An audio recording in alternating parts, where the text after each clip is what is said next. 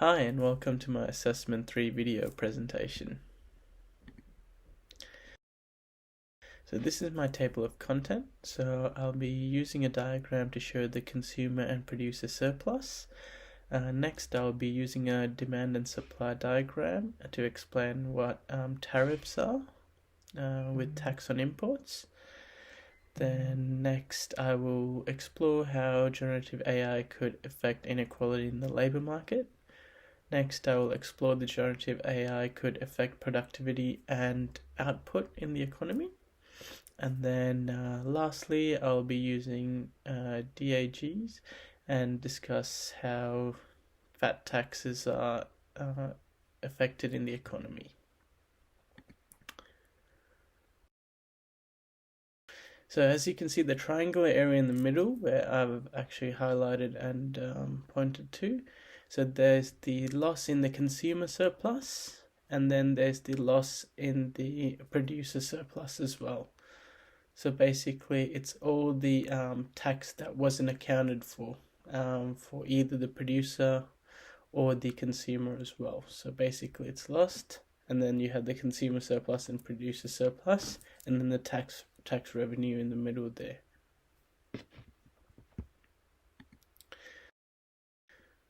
So this is the tax on imports. So as you can see, you've got the demand curve going across upwards.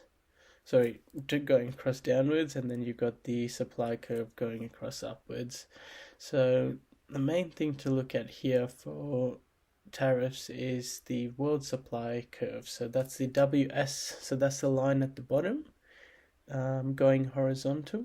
So the line at the bottom going horizontal, WS, so that's typically the perfect elastic given in its world place, as you can see there. And then after that we have the world supply plus tariff. So when a tariff is imposed, the world supply curve shifts upwards by the amount of the tariff, and the new curve is WS plus tariff, as you can see. So PW plus tariff, and then WS plus tariff. So that's the main difference between just the world supply to the world supply plus tariff as well. So here I'll show how AI affects the labor market. So as we can see in this diagram here, so the demand for labor in high-skilled jobs increases. So as you can see just there on the D, it's in the middle there, and then you can see the equilibrium where it shows for high skill and low skill jobs. So the supply of labor as well, which increases and shifts rightwards, as you can see. And then the wages for high skilled jobs are higher demand, and wages for low skilled jobs increase as well due to remaining stable and enhanced productivity and demand. So that's for reducing inequality. For increased inequality, so we've got the demand for labor. So the demand for high skilled jobs increase. So the D shifts right, while the demand for low skilled jobs decrease, as you can see, and it shifts left. So in terms of that, so the wages, they do reduce depending on productivity and skill as well, as you can see with the two equilibriums there, E and E1.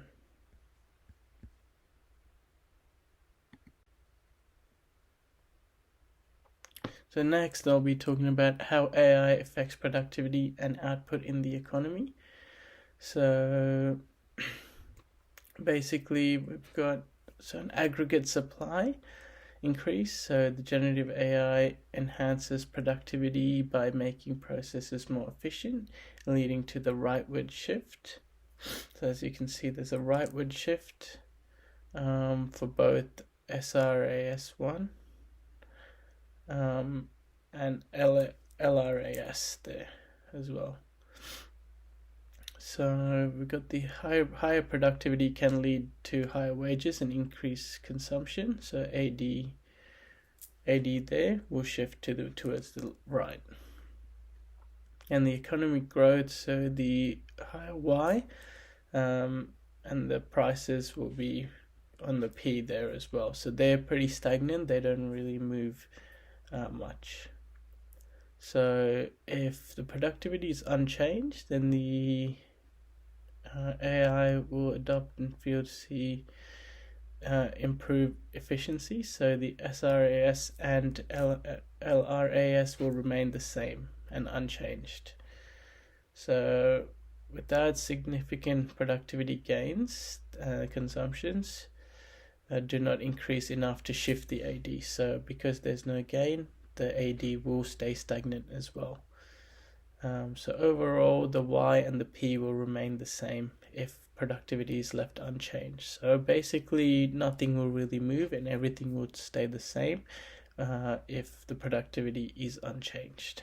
But as you can see, when the supply increases and boosts productivity, you can see that there's a rightward shift towards everything. So that's the SRAS and the LRAS has a rightward shift, which will lead to consumption and being more productive as well in the economy. And last but not least, I would like to talk about fat tax. So with fat tax, there are three variables. So fat tax X is an independent variable. Economic growth Z is a confounder, and then health Y is a dependent variable. Okay, so in terms of short-term immediate changes, so with short-term we have some short-term consumption patterns as well. So immediate changes in consumption of high-fat foods. A health outcome is immediate health effects such as short-term weight loss or reduction in cholesterol levels. And then an economic indicator is immediate economic effects such as change in consumer spending, disposable income, and also tax revenue as well. In terms of long-term, so we've got long-term economic indicator, which affects such as like changes in productivity, healthcare costs, and the GDP growth. Long-term consumption pattern is sustained changes in consumption habits over time. And then long-term health outcomes effects such as reduced incidences of chronic disease.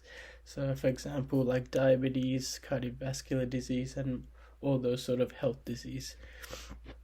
So basically, the economic growth can influence the effectiveness and public acceptance of fat tax, while implementing fat tax can contribute to a healthier population, potentially lowering healthcare costs and increasing productivity, which in turn can spur economic growth. So as you can see, there's a link between all of them. So fat tax being an independent variable that will go towards economic growth. So depending on how much the prices increase for unhealthier food, that will have an effect on the health as well, which is a dependent variable, which will then in turn go to fat tax variable depending on the price of unhealthy food and healthy food. I hope you enjoyed my presentation. Thank you for listening.